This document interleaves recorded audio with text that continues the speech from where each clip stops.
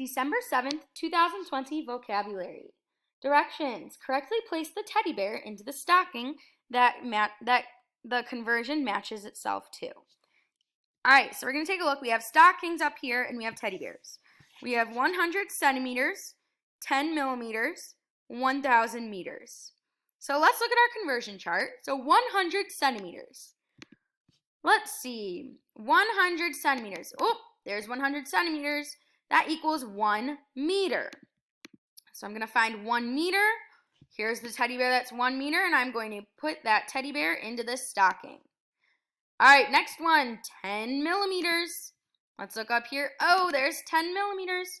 That equals 1 centimeter.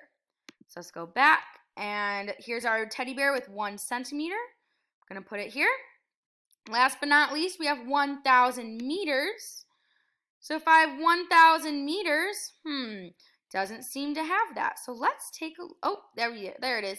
So 1,000 meters is 1 kilometer. So 1 kilometer.